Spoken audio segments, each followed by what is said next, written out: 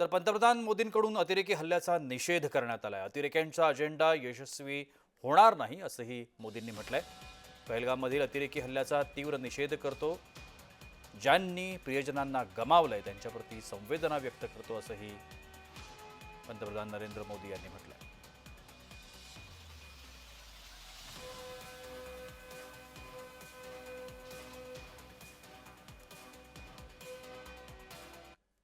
दरम्यान आपल्या एक्सपोस्टमध्ये त्यांनी काय म्हटलंय आपण पाहूया। पहलगाममधील अतिरेकी हल्ल्याचा तीव्र शब्दात निषेध करतो असंही नरेंद्र मोदी यांनी म्हटलंय।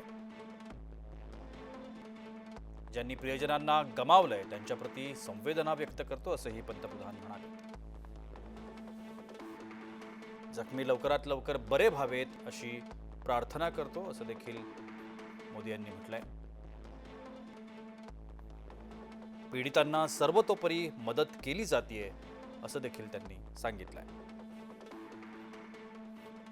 लोकांना न्याय मिळवून दिला जाईल असं आश्वासनही पंतप्रधानांनी दिलंय।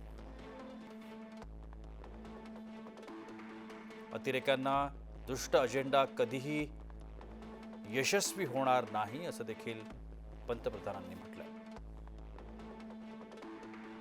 दहशतवादाविरुद्ध लढण्याचा आमचा निर्धार अढळ असल्याचं देखील पंतप्रधानांनी नमूद केलं।